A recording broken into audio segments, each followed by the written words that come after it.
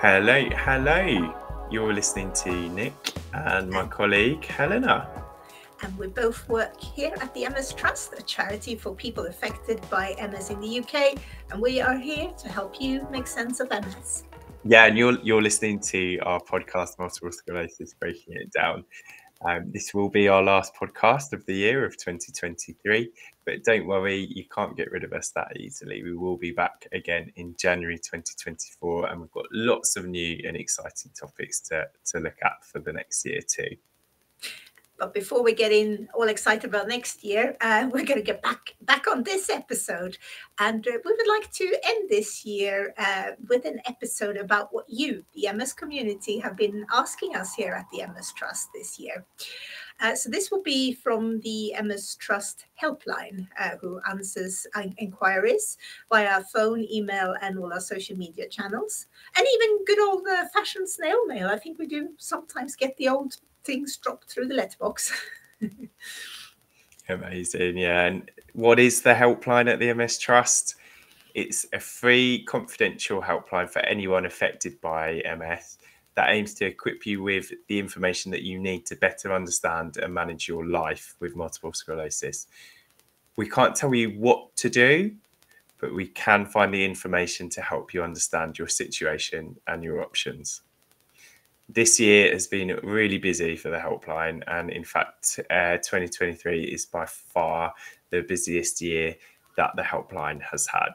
Now look, you know, as we often say, Helena, don't we know that NHS waiting times are long. People are struggling to get to appointments. People are waiting a long time to see the different healthcare professionals that they're involved with. And we know that lots of you have been reaching out to us at the MS Trust, to the helpline, with some of those questions that maybe you might want to ask your healthcare professional, but unfortunately, due to the current situation, it's been difficult to do so. And we also noticed that we've had an awful lot of people following us on social media. And please, if you're out there and you're not already following us, do come and find us. We post daily about MS symptoms and how to deal with them, personal stories from people affected by MS and expert advice, and you know, like this podcast. And we have a very active Facebook group as well, where the helpline also answers questions in, and we'll pop links to all of these things in the show notes. So as these questions come into our helpline, whether that's on the phone, via email, via traditional mail or social media, the helpline team do gather stats for their analysis, so they can see sort of what people are asking about each month. So that helps us in a number of ways. So that helps us to create content on our website, on social media, to sort of direct people to that information. If we know that, for example, one month lots of people have been asking about MRI scans, we might point them to our MRI pages online. And it also helps us to kind of keep track of those trends and those topics that we see frequently coming up again and again. So we can see actually the MS community is really wanting to know more about, you know, for example, something like pain in a particular time of year. So what we're going to do today is we're going to talk to Corinne from the helpline team, and she's going to talk to us about the 10 most asked about topics from the MS community. I'm really looking forward to this. It will be very interesting to hear. So without any further ado, let's listen to what Corinne and Nick spoke about. Hey there, welcome back. We're joined now by Corinne from our helpline team at the MS Trust. Hi, Corinne. Hi, Nick. How are you? You okay? Yeah, I'm okay. I'm all okay. What about yourself? Yeah, all good. Yeah, happy to be here today. Yeah. Okay. Thanks so much for joining us. So today we're going to kind of look at what people have been calling you about, yourself and the team throughout the year. What are some of the kind of the most common topics? What are people wanting to know? Yeah. And you know, what kind of sort of information you might have been giving them as well. So if people are listening to this and think, actually, I wanted to know a little bit more about fatigue, for example, as the symptom, they might be able to go away with some useful information too from this one. Yeah, of course. Amazing. Yeah, brilliant. So I think so. We had some notes, didn't we, Corinne? So I'm just Yeah, looking to yeah. see what was first up. So Yeah. you can see that lots of people have been calling, sort of asking yourselves, look, I've got these symptoms. Are they MS? Would you say that's a common one that you get? Yeah, it is. It's one of those things that I think we all know our own bodies and we know when something's not right. So when something's happening, obviously it's concerning and you're thinking, well, this isn't right. And it's that whole issue of what's causing it, really. What's the root cause of actually causing this? And what can be a little bit tricky about MS is it's not diagnosed by a blood test. So, it's got to be, every area has to be looked at. What people might find is when they originally first off go to their GP, their GP might take some blood for testing. Now, the reason they might do that is to rule out other symptoms, okay? Rule out other health conditions, vitamin deficiencies, for example. Sometimes it might even be diabetes or other issues, low vitamin D, anemia. If you're anemic, that can all contribute to fatigue as well. So we hear it a lot about what's causing these symptoms, what's going on, why is this happening? And on our website, there's a page that we use a lot called Worried I Have MS. So we always recommend to people to have a little read through that. And often that's where they found our number, because they've read through that page and they've thought, okay, yeah, this is what's going on. I need to look at this. Or they've read it through and thought, yes, I'm experiencing a lot of these things. What can I do? So yeah, that's what we start off with, Nick, really, hearing at the inquiry service on our helpline. Yeah. It's a really difficult one, isn't it? So as you say, it's not an easy thing to diagnose. Yeah. And then also there's so many other things that need to be ruled out as well, as you said. So yeah, it's not an easy thing to kind of, help someone with, I guess, when you're in that situation. Yeah. It can be really difficult. Yeah. I think if you're in any doubt, keep a little running symptom diary of everything that you have happening.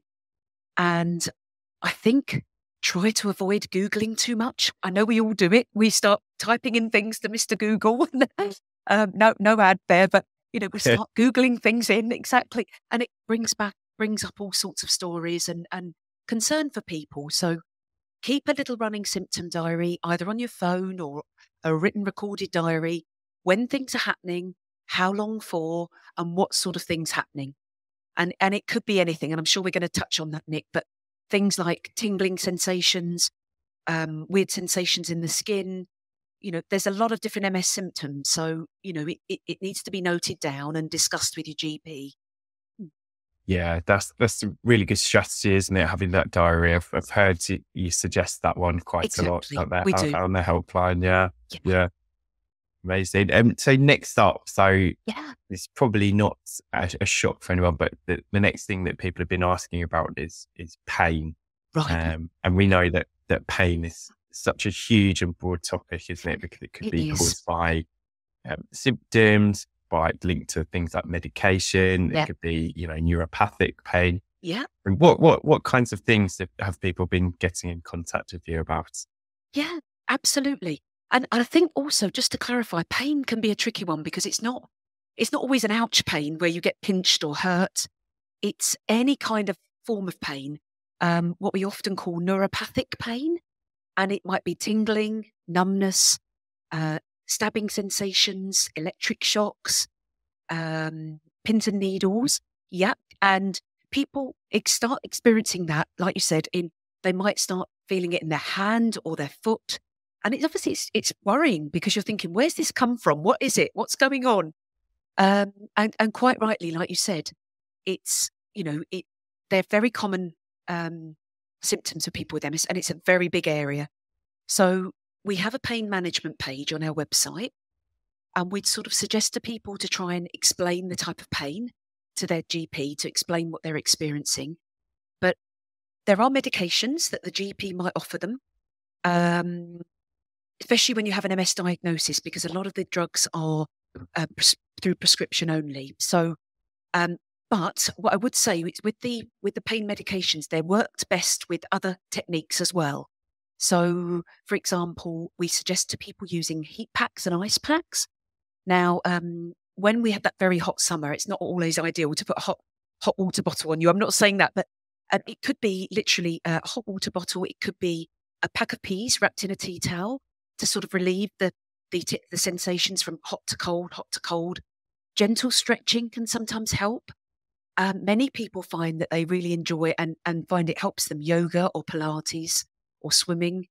Of course, it does depend because some people might not be as mobile with their MS. So because it affects people differently. So I think it's more about being aware of what you can do to help it, because it's often managed by medication, but as well as help it trying other things as well.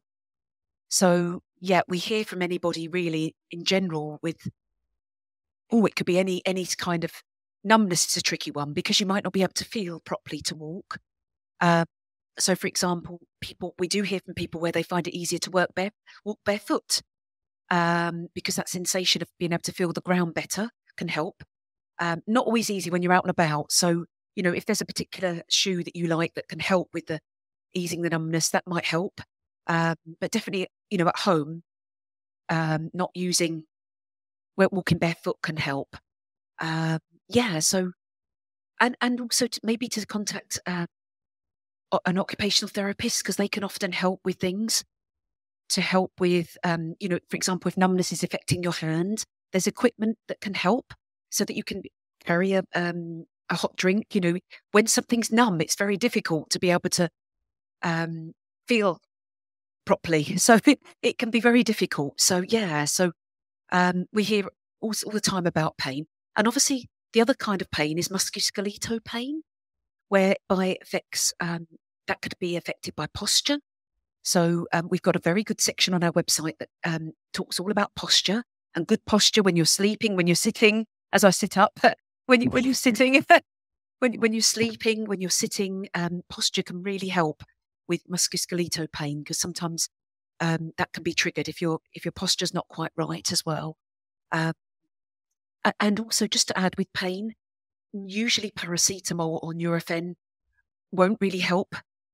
Sometimes paracetamol can help people, but I would say with nerve pain, neuropathic pain, it's other treatments that you need to look into with your doctor or MS nurse that can help rather than an anti-inflammatory, because that won't really usually help with it. Okay. Wow, such a lot of very good information there, Corinne. And when you started talking about posture as well, I started I'm really on top. Yeah. Yeah.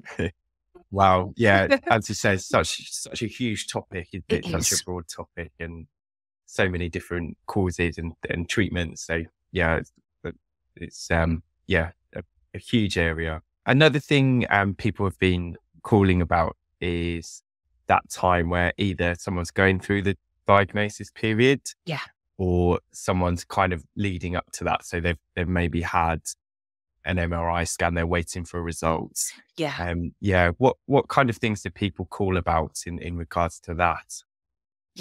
That's a really tricky one, and I think a lot of people contact us on the helpline more about anxiety and feeling a bit what people can't describe as being in limbo land, because you haven't yet got the official diagnosis, but you might still have symptoms carrying on. So what I would suggest in that instance is to keep contacting your GP to see if there's anything that they can prescribe to help you with what you're experiencing. Because they can, it's best not to suffer in silence. They can often prescribe medications to help. Also, like we've said before, just to keep writing down a diary of everything that's going on. But it can feel a bit limbo land, because you don't, for example, with the referral to an MS nurse, that usually comes once you've got a diagnosis. So it can feel a bit, people call us and they're a little bit concerned, they're a little bit stressed, they're a bit anxious as well. And, also mental health support, the mental health side of things, it's that worry, all those big emotions that you're experiencing. It's worrying, it can be a very worrying time and feel like they're just not supported. But, we just try to advise them that we're here on the helpline. We're happy to talk about any issues, any worries.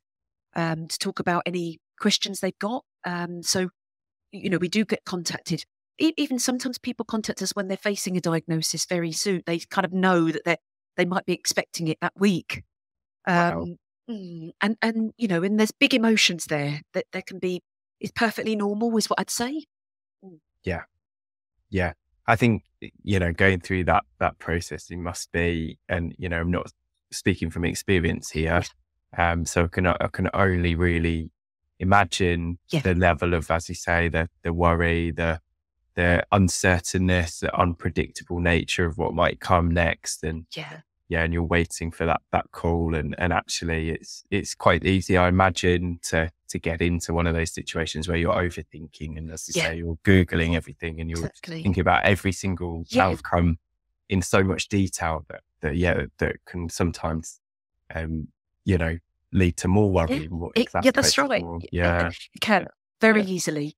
That's so true. Yeah, absolutely. Next up, Corinne. So equipment, you've already mentioned a little bit about equipment, which I was really interested in when you said that the equipment to help you hold a hot drink. I thought that was really interesting. But, of course, I think it's worth Nick, I think it's worth people just sort of being aware that there are options and sources of information out there which we're more than happy to signpost them to. For example, like everyday things like holding a hot drink or drinks, cups with special straw in, all sorts of things. There's sources of information such as disabled living that can help either provide an OT assessment, or you could give them a call and say what you're looking for. There are all kinds of sources of information to help with IT equipment as well. So, for example, if you're struggling to type, or there's different programs that can be helped. Also, another organisation that we can suggest that we're aware of. I don't know whether I should be plugging anybody, not sort of saying things, but there's sources of information out there that can help so that you can carry on being able to go on your PC or have things read to you, all sorts of things. Yeah. An OT is a good place to start, to get have an assessment by an OT. Okay. That's a really good place to start. But other sources of equipment we can, certainly give some guidance to if you give us a call on our helpline. Yeah. Yeah. And I guess when you mention equipment, my mind, and I don't know if other people do this as well, just kind of immediately go to those, very sort of larger mobility aids. Rather than some, some of those things that you were talking about, the drinking, cutlery, that kind of thing. Absolutely. Yeah. So there must be so many different resources out there. That's it. That equipment to help in the can openers, different things, gadgets and things that can help around the house. And of course, you've got your OT assessment where they can suggest grab rails in certain places around your home. Like you say, you automatically think of the bigger devices like rollators, trekking poles, walking sticks, canes, that kind of thing. But there are smaller things that can make life a little bit easier. Because I think sometimes I try to say to people with when I speak to people with MS to not give up, but to try and think of a different way around it. It's about trying to have a different mindset and thought process to think, oh, how can I do this? And that there are devices that can help, without a doubt. Yeah. Yeah, and I guess it's that thing, isn't it, of, not suffering in silence, of actually thinking, actually, this is something I'm finding quite tricky. This thing around the house, whether it's opening the can or getting it, whatever it is, actually, there might be something out there that's just going to alleviate that and just lift that worry as well. So, yeah, amazing. Corinne, also we've talked a little bit, and I think you mentioned a little bit there about sort of numbness and different sensations, but often people are calling about what we would call altered sensations. Yeah. But, these things, the tingling, the burning, the kind of water dripping down you kind of sensations. What have people been asking about? Yeah, I think it's a tricky one because obviously, for example, if you get like a really burning sensation down your leg or something, it's got to have come from somewhere, and it can be very worrying. people can call us and say, you know, they're really concerned. Where's this come from? Particularly numbness creeping over the body. That, you know, it's really frightening. Some people, you know, we advise when we hear from people that they might possibly go to A&E to get checked out if they're concerned, because there is that risk of, you know, strokes that can, some sensations or certainly not having feeling in things, it can feel frightening. So, you know, like we were saying, don't suffer in silence. You know, even if it's just to get checked out. Another particular nerve pain sensation that we hear a lot about is the MS hug. With that, and we've had that quite a bit recently. It's a sort of tight banding, girdling sensation around the middle, and it can be in the intercostal muscles. So it can feel quite scary to be experiencing. And some people think, oh gosh, you know, could be having a heart attack here. So again, don't suffer in silence. If you're really concerned, take yourself to A&E. Try to get to A&E and just get checked out, just to check. But it can be any of those sensations, and they're frightening. It's what's going on here. It can be a sign of MS, whereby the messages are getting rerouted around the body. So, for example, itching is a really difficult one, because some people might be experiencing a really bad itching sensation on their arm, and we hear that a lot, or their leg. But there's no gnat bite. There's no physical sign of a bite. But it can feel like crawling or itching on the body. Sometimes topical gels can help, and creams, but other times it has to be alleviated by possibly by a medication. So, you know, that's something to look into, and to keep inquiring about, to say that, you know, if it's causing you problems, especially if it's causing you trouble with sleeping. So yeah, it can be really frustrating for people. But there is a whole range of different sensations, and quite often people will Google and our page will pop up, because it's all those sort of things that we've that MS can happen in MS. Yeah. Yeah, absolutely. I'm sure she won't mind me telling this story, but my wife, who lives with MS, I remember the first time she had MS hug. And it was, as you were saying, it's really, really distressing, because it's that pain in the chest, or it just really tight below the chest. Yeah. And so you obviously immediately you think this is, you know, something that's really, really serious, and you think, oh my goodness. And it was really, really distressing. So it's a difficult one, isn't it? It is. Yeah. And also probably what she found as well, it can sometimes come and go. It doesn't, as quick as it started, it might stop. So these sensations can be quite fleeting. Other times they can last for long periods. So it's about finding ways to help manage it, and you know, and not get too distressed. And if you're really concerned, that's all right, get checked, because it can really feel painful in the chest area. Yeah. Definitely. Yeah. Next up, Corinne, in the top 10. We've got people have been calling about MRI scans. People have been getting in contact.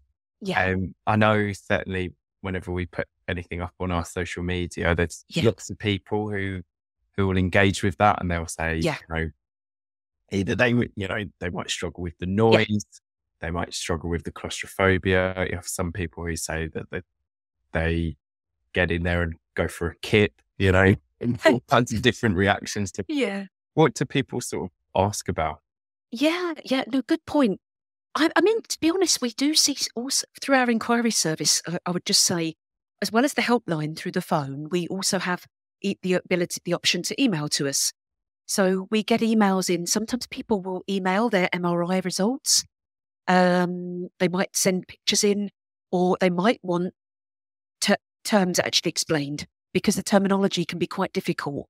So what we often suggest to people, we're not a medical service, okay? So we can't translate jargon or the terms, but we can certainly suggest things. We can also, what we often suggest is to go back to the neurologist and ask them to explain if you're too stuck, you know, if there's things that are really worrying in you, because some of the words can be quite long when they're talking all about what's going on. You know, it's a huge area. And just not to worry too much. The actual motion of having an MRI, it's not painful. It's just quite off-putting. The noise is quite loud. So sometimes we do hear from people where they're a little bit claustrophobic. They're concerned they're going to feel a little bit trapped in, but it doesn't usually take too long, and it's best to sort of just try to be as relaxed as you can. And people are, often concerned when they're going to hear back about the MRI as well. That can be a concern because there are some wait times on the NHS, as we all know. So we do hear that quite a bit about the worry of not knowing what's happening. And as I said, they're not painful, and they're there to check on your MS activity. They're there to check on any signs of lesions. That's what they're looking for, either on the brain or the spinal cord. Okay. Yeah. Thanks so much, Corinne. Yeah. And it's all part, Nick, it's all part of the diagnostic process as well. Yeah. When people are first diagnosed, it's one of the tests that's run, and also they're often taken during the to see on a person's course of their MS if they've got more lesions happening, whether their MS has become more active. So it's a useful tool for neurologists to be able to work out what's going on, how active their MS is, and whether they have lesions or not in the very early stages. Yeah, absolutely. And another thing, we kind of talked about this a little bit earlier. You've mentioned it a few times, Corinne, but also another very popular thing that people have been wanting to know more about is fatigue management. Yeah. How they can best live with fatigue and reduce fatigue. So I wonder if you had any knowledge on that one. Yeah, no problem. Yeah, fatigue is a really difficult one. It's a huge area, and obviously it affects all of us in the whole of our everyday life. It can affect people with MS at work. It can affect people if they're trying to do a few daily tasks, like a little bit of housework or getting their shopping. We try to suggest to people that there isn't a magic pill to help with fatigue. There's not just one thing that's going to cure it. What we try to suggest to people is about looking into management techniques, like you said. Now, there's some really good suggestions on our website, on our fatigue page. We suggest trying to do things when you've got the most energy. Okay, so if for example, the morning is you're more productive, try to do as much as you can in the morning, and be gentle on yourself in the afternoon, but also not to beat yourself up if you can't get everything done. It's a busy time of year. We're coming up to Christmas, and people have lots of things going on. They're visiting family, friends, parties. They're enjoying themselves, but that one party might knock you out for a few days afterwards. Let's be realistic. So I think it's just about trying to listen to your body and manage things the best you can when you've got the most energy. There's some great resources on our website, I have to say, and also the MS Society run a fatigue online management course as well. So, have a look at that. Do tap into your MS nurse as well, because they've got their own experiences as well to be able to give you some options of what to do. But yeah, we advise people through inquiries, we really advise people just to be realistic about what you can achieve, and be honest with your employer. If it's causing you troubles at work, which is, I know, one of the topics we're going to talk about, be honest and say that it's really affecting my work, and just try to let them be a bit more mindful of how it affects you, because it's a difficult one, fatigue, and it's an overwhelming sense of tiredness that, can be very difficult to deal with. Yeah, I'm sure lots of people listening to this will really kind of identify that example you gave of the party and actually the knock-on effects that has, and actually the lead up to all of these things, and then actually recovering and managing that, and managing as well as much of it is managing other people's expectations. That's right. Here as well. That's a really good point. Yeah. Because if you just have to say, look, I've got to go and sit down, or I need a rest. Yeah. People have to listen to that. Family members, absolutely. Really important. Yeah. Yeah. And it's that thing, isn't it? It's not that, you're wanting to duck out. Is that actually you're listening to your body. That's and right. actually got to the of the day where, you this is something you need to do for your health. And Absolutely. it's difficult to think about it in those terms, isn't it? Yeah. Yeah. And difficult because it's an invisible symptom. People can't see visibly unless your mobility's can worsen when you're really fatigued. But normally it's invisible, so nobody knows what you might be experiencing. And we hear that a lot on the inquiry line, that fatigue can be a really big one to struggle with. And managing expectations, really, really good point, Nick. Yeah, I'm sure you hear as well in the group. Yeah.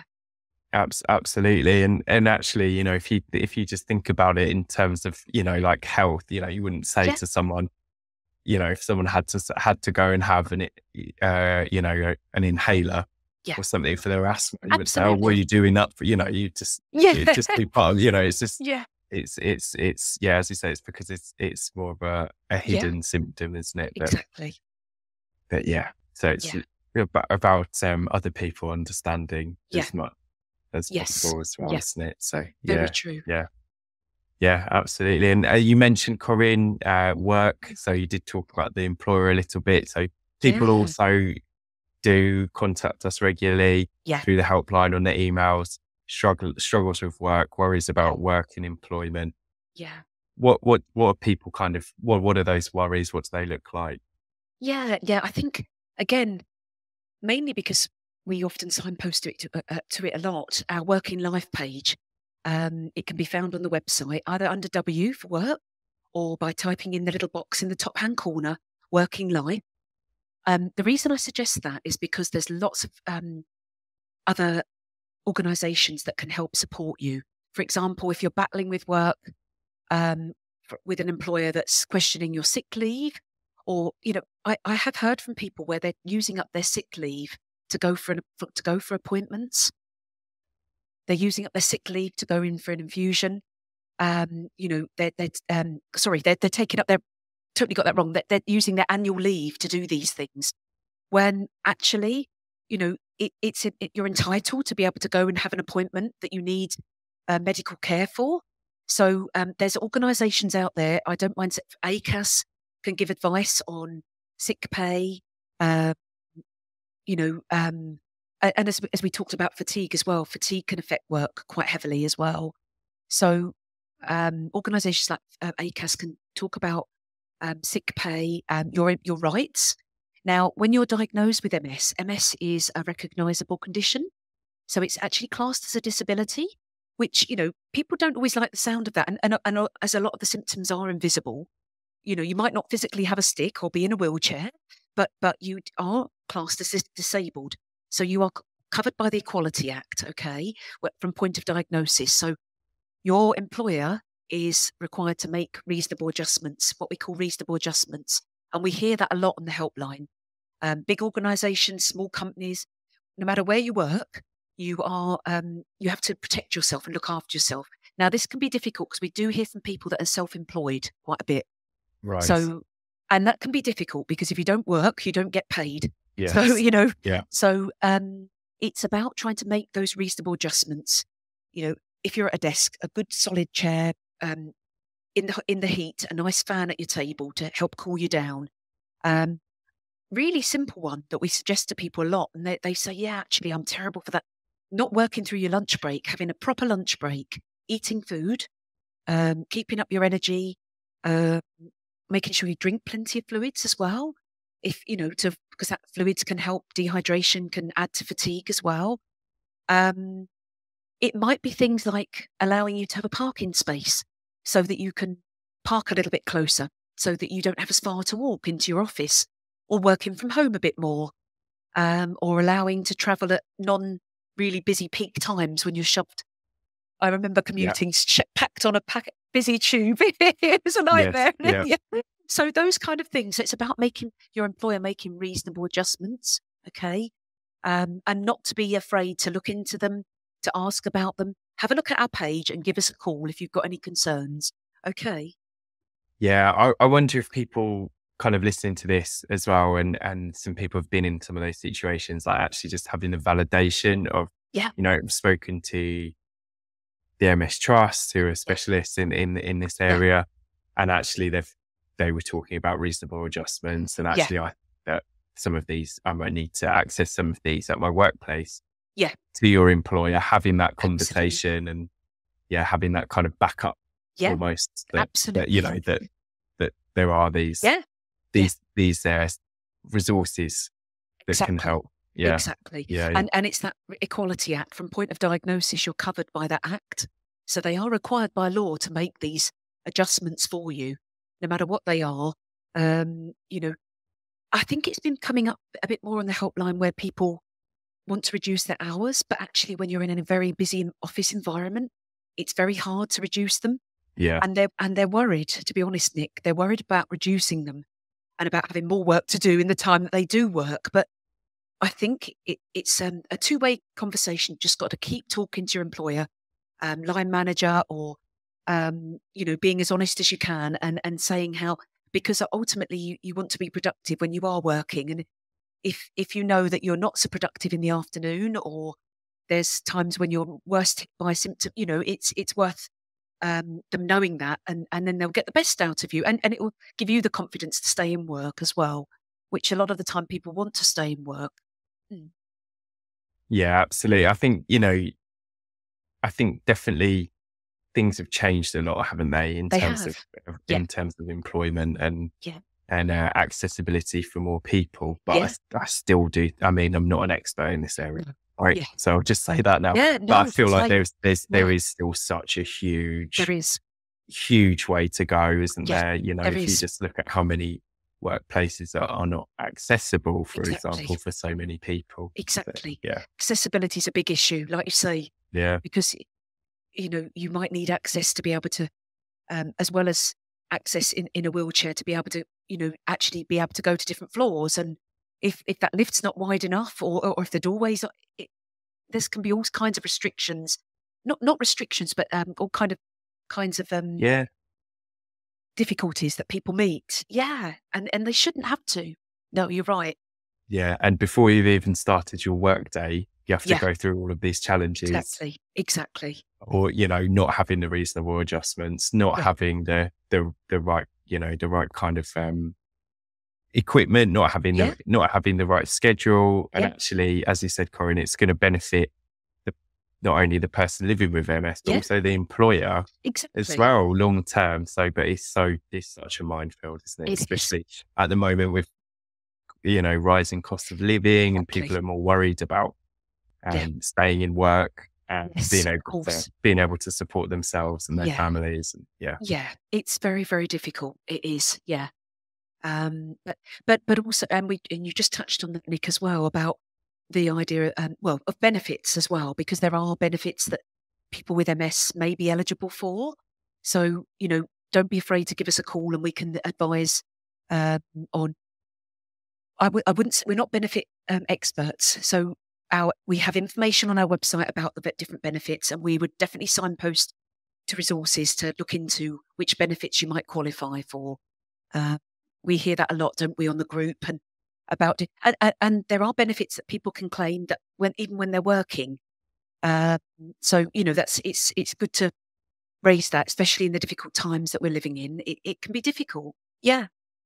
Absolutely. Well, Corinne, thank you so much. It's been really interesting kind of hearing from you. And I guess we're hearing from the MS community. We're hearing about things that people want to know about, people, things that people are worrying about. And actually, you're talking to those people on the front line, and you're getting those queries in. So it's been really interesting. I hope it's also been helpful for lots of people listening as well. To actually, actually I had that, I want to find out more about work and benefits now, and there's some resources for them to do that. So thank you.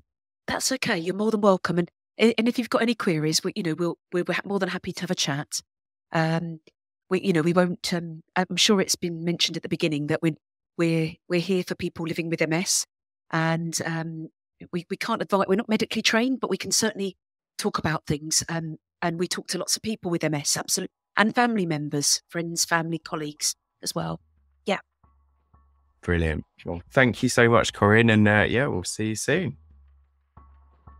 Now, if this was a commercial podcast, here is where there would be an advert. But as you know, we are a charity, so we don't do that.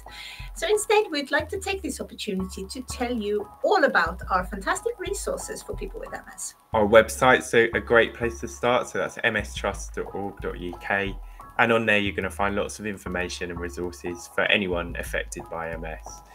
On there, you can find the A to Z of MS. So that's all kinds of different terminology. So things like symptoms, treatments, other MS related subjects. You can go there and you can search for those specific terms. You can find out more there. If you can't find what you're looking for, you can always give our helpline a call or an email.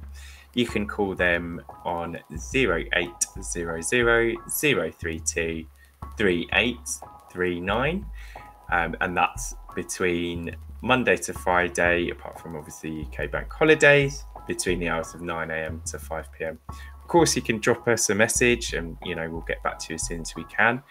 If you don't want to use the phone, that's completely fine. Drop us an email on ask@mstrust.org.uk and someone will get back to you shortly. And welcome back. Thank you so much, Nick and Corinne. That was interesting to hear. I love talking to Corinne. She's such a lovely and warm person when it comes to answering questions. And I think, had I been in that situation when I was newly diagnosed and I'd talked to her, I think that would have calmed me down quite a bit as well. I think, obviously they don't just do the telephone conversations and things, but also answer things on Facebook and all the other social media. And we found some interesting stats there that since we've been on Facebook, that they've replied to over 10,000 inquiries on there. It's a massive amount of work that they've been doing. I think it's, they're amazing. They're an amazing part of the MS Trust. Very proud and privileged to be working with them. We have a new guest you might have seen, and you might have heard if you're just listening to it as well. And if you're a long-time listener or viewer of Breaking It Down, you might recognize her. It's Dr. Claire Winchester, who is our Head of Information and Engagement here at the MS Trust. Hello, it's lovely to be here again. Now, Claire, we've had a super busy year. And there's lots of things that's been happening, and not only in the world of MS with treatment and such, but technology has moved on quite a bit as well. And I don't know about you, but for me, it definitely feels like 2023 was the year where we started talking an awful lot about AI. Sometimes in a bit of scary fashion, and in other times how it actually might be useful for people with MS. What do you think? What are your feelings around AI? Yeah. I think it is really exciting. I can understand why people would be concerned. I think there's lots of benefits to be had from AI technology in healthcare generally. But as with all things, I think we have to be really careful to manage the process and make sure we're not losing some really essential human aspects. So I think one of the places where people might see AI making a difference to their healthcare would be around radiography and around using computers, AI to read things like MRI scans. And some evidence suggests that they can be more accurate than human radiographers, but I think there will still currently be a human looking at your scan, whether or not an AI cast their eye over it first. But I think when it comes to that kind of pattern recognition, looking for really complex patterns in big data sets, then that's where a computer can really have the edge on a human. The human will get there in the end, but the computer can do it so much faster, and that will really help in terms of getting your scan results back fast. And I think a lot of people would recognise that. I don't think we're yet at the point, though, where AI can replace a human doctor or nurse in terms of giving a really personal and holistic care experience. And I think one thing that many of us have had a go at sort of tapping in a few questions into one of the online AI packages to see what kind of response they come back with. And sometimes they can be very plausible and they can feel really like they're giving you a sensible answer. And I think it's still a bit tricky, though, to notice when you're getting something that sounds plausible but is actually full of, logical holes and is completely wrong information. Yeah. And as we have been talking about questions today, we thought we would actually do a little experiment here. So, you know, there's lots of different types of AIs and things out there. I mean, there's ChatGPT, there's Bard, there seems to be a new one popping up all the time. So if people with MS, they might be wanting to use these things. And like Claire said, there might be some some things to think about here. So let's do a test, shall we? Should we see how it goes? So let's do that. So I've got a just an ordinary browser AI chat open, and I've tapped in what is the best treatment in MS to see what the AI comes up with. And what it's doing, of course, is it is just searching the internet for and it's looking on other web pages all over the world to find out what information that would be. And what they're coming back with, it takes a few seconds, but they're coming back with the best treatment for multiple sclerosis depends on the individual symptoms, the type of MS, and the stages of the disease. Can't argue with that, so that seems fine. There's currently no cure for MS, but there are treatments that can help control the condition and ease some of the symptoms. Again, yeah, that's absolutely what we would argue as well and advise. Then here are some of the treatment options. Now, this is where it gets a bit weird because it's gone, the medications for MS are corticosteroids. Well, those are things like methylprednisolone, steroids that you might take when you have a relapse, perhaps. So, that's reasonable. Interferon beta blockers like Copaxone and teriflunomide could slow down disease progression. Well, that sounds like gobbledygook to me. Interferon beta, absolutely. Some of the MS DMDs are based around, are versions of the interferon beta, which is a chemical that reduces inflammation in your body. But a beta blocker is something else again. Yeah. And I don't think Copaxone and teriflunomide are related to the interferon betas. So I think that's a bit of garbage, and I don't think that would be a safe piece of advice to follow. No. So would you recommend, Claire, someone who's looking into their medication for MS to take that advice? I really don't think that this is the right place to look for medication advice. There's far too much else involved in terms of a prescribing doctor will need to know what other treatments you're taking, need to know about your other things about your health, lifestyle, well-being, age, whether you're planning a family, things like that. I mean, these are all things that they have to take into consideration when they decide what to prescribe. So just kind of going online and asking an AI bot doesn't sound like a good idea. The therapies that they suggest, well, they're reasonable: physical therapy, occupational therapy, speech and physical therapy. So it's a bit repetitive, and it makes them quite weird. It says here that speech therapy is just training to improve speaking. Well, we know that speech and language therapy is much more than that, and it can be for things like swallowing and breath control and getting a strong voice and things like that. So it's so much more than that. So it's quite limited. So here's another thing. Let's have about something more about MS and lifestyle. And how about, should I tell my boss about my MS? Oh, that's okay. That sounds like all right. So I put that in, and it's told me that what it's searching for is, should I tell my employer about my MS? So that's quite clever. It's worked out that boss means employer, and it's looking for that. But unfortunately, what it's listed here, it's listed the pros of disclosing MS, and it's talking about getting protection under laws which don't apply to the UK. It's talking about it's defaulting to an American legal position. So that's always something to bear in mind. Yeah. The response you're getting might not be appropriate for where you live in the world. Yeah. One thing they do on this particular engine, which they might not do everywhere, is they have little sort of footnotes to tell you where they've got that information for. So you can go and follow up the web page where that came from, and you can do a little bit more research onwards. Okay. So some of these are from, they're very definitely from US websites. Some of them are referencing our website. So they've referenced the working life page on the MS Trust website when they're talking about workplace accommodation. So that's nice. They've kind of, that's nice of that bot. Yeah, quite nice of them. So if I want to say again, okay, let's. It's all in the question when you're using one of these. So let's be a little bit more specific and say, I'm in the UK. What legal protections do I have at work if I have MS? So be a bit more specific. So being a bit more specific can really help with this. And the response we get back is quite reasonable. It talks about the Equality Act 2010, which classes MS as a disability from the point of diagnosis. And it lists off some very reasonable things. And it talks about the Disability Law Service provided by the MS Society, which is all great. And it links to the MS Society's webpage and the government webpage. So that's quite handy. So what else could we put a question in for? I think... how about symptoms or medicines? You know, what MS medicines are available on the NHS? Let's have a look and see what they say. This is interesting. So they talk. So the response that comes back and says, yes, there are on the NHS there are several medicines and treatments available for multiple sclerosis, which aim to help control the condition and ease some of the symptoms. Very, no problem there. It talks about steroids to speed up recovery from a relapse. Absolutely. It talks about amantadine for fatigue, and it does mention that it might only have a limited effect, so that's reasonable.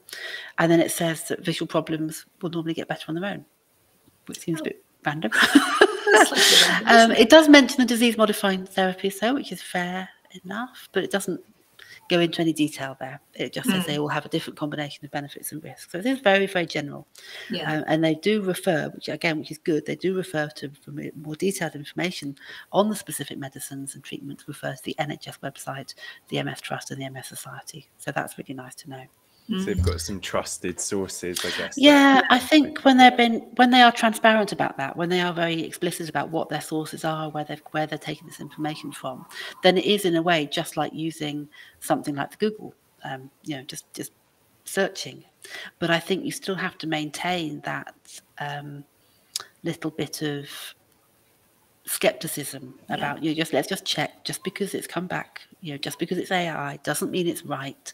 I've certainly tried things in the past and got the completely erroneous results where I've asked what celebrities in the UK have got MS, for example, and it's come back with people that I did know about and people who have disclosed it, and it's come back with completely different people as well. So yes, absolutely, Jack Osborne, we know, he's been very public about his journey with MS, but then said Stephen Fry. Well, I don't think Stephen Fry's ever said anything about MS at all. No. So I don't know where it got that from. So some secret knowledge. It could be secret knowledge. It could be making it all up, though. So I wanted to be outing people who have not disclosed it. Let's say that. Yeah, we have no idea about ourselves. So. No, exactly.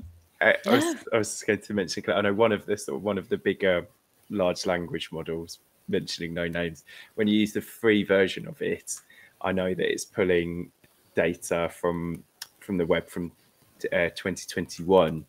I'm by no means an expert, but obviously things change, particularly with things like treatments for MS, things are going to change within that window. So again, as you were saying, to be skeptical of what you're reading, where you're getting your information from, actually that information could be quite far out of date, particularly when it comes to some of those very time sensitive topics. Absolutely. And if they're looking for their information on other web pages, which they have not themselves been kept up to date, then they're going to be doubly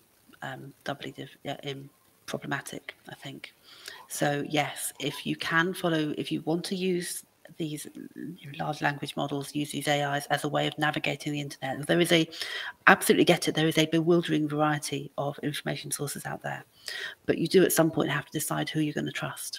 And organisations like the NHS, like the MS Trust, like your own hospital or source, those are things that you can have a really high degree of trust in, whereas there will be some sources that you just would want to take with a pinch of salt, or you might want to weigh in balance accordingly. And I think probably the AI models have a bit of they're a little bit vulnerable to being sort of biased by popular or trending questions, for example. So you might not get a response that's really evidence-based. You might just get a response that happens to be popular because lots of people have been talking about it, if you see what I mean. Yeah. I suppose you need to approach it a little bit like you approach when you ask for advice or help on social media, because you know you're going to get a lot of different opinions out there. You're going to get everyone saying, "Oh, this worked for me, and this is great, and I don't take any drugs. Oh, I take all the drugs." You know, there's always going to be a bit of variety there, and you have to still go and find your trusted resource where you actually get the proper information from, rather than just trusting whoever, because you don't know who you're talking to, really. Yeah, and I think that's a danger with these large language models, is that they sound like a person. They sound like an authoritative, calm, respectable person who isn't going to mislead you. But just because they're giving their answer in a really nicely written, understandable, accessible way, doesn't mean that the answer is true. I think in many cases it's going to be helpful. In many cases it's going to help somebody to navigate around different sources. But yeah, maintaining that, you know, who's telling me this? How do I know that they know anything about this at all? And who can I check it with? How can I check this information, I guess? So, and it might be worth thinking about the kinds of questions you're asking, and being really specific with how you write them, and maybe write them a few different ways to see if you get different answers when you put things in a different way. Being specific about who you are, I guess not in terms of giving away personal data, but saying, I live in Britain, I'm a woman, what's the best thing here? Or I'm a man in Wales, where can I find my MS nurse? In fact, that's quite good. That's a good question. That's it. How can I find an MS nurse in Wales? And what do we get? Oh, okay, this is nice. So to find an MS nurse in Wales, you can use the resources provided by the MS Trust. Ooh, Yay! nice. They provide a map of MS services. It includes links to nurses around the UK. There you go. So that's just helped somebody find our stuff faster. And that's lovely. You know, I'm all about that. It's all about people finding that. So often our websites, our web pages are at the mercy of the big algorithms. Yeah. And, you know, we might have the best information in the world, but if Google's decided it doesn't like it, then we won't see it. So this is nice because it's got straight there. It's listed one of the Welsh Health Boards, but not any more of them. So I don't know, it's all very well if you're in Cardiff and Vale, but what about Anglesey? Yeah, so it's patchy. That's the other thing. You'll find the information is patchy. There'll be probably some really good salient bits, but there'll be some very notable gaps. And if you're asking about a topic that you don't know all about, then you might not recognise where those gaps are. So it's sort of early days with AI yet. There are some exciting things happening, and I guess there's still some scary things happening there, especially when it comes to misinformation. But could we say sort of proceed with caution? I think so. And I think we'll certainly be looking at it from a point of view of content creation. I don't think it's going to replace our writers, but I think in terms of helping us do things like generate transcripts and videos like this quite quickly, when it comes, that helps other people find the information and get the best out of it, then that's really, you know, AI can be really helpful there for us. But say it's not going to replace a team just yet, so don't worry. No, we're not going to be having AIs hosting this podcast just yet. Or are we? Have I been an AI the whole time? Yeah, we just didn't know. Oh gosh, yes. Well, maybe we can just digitally generate you when and so we can always have you on the podcast. Yeah, and I think that's a good point to end with. So if you are looking for some advice, some help around all things MS, that sometimes having that person to talk to, that trusted source of information, is so important. So maybe moving away from the large language model, generative AI, you might want to talk to a person instead who does have that background, that valuable information, that research-based knowledge. So you can get in contact with our helpline. So that's on 0800 032 3839, and that's between 9 AM to 5 PM Monday to Friday. You can, of course, drop us a message outside of those hours. We'll get back to you as soon as we can. You can also email the helpline as well. So that's ask@mstrust.org.uk. And also we'll have some new Christmas opening times as well. So if you make sure that you check our website, check our social media channels over the holidays, and you should be able to see when you can get in contact with us through there. And as Nick mentioned, we are on social media, and you can ask questions and things there too. And there's a real person that will respond to it, not a bot on those ones. And we are on Facebook.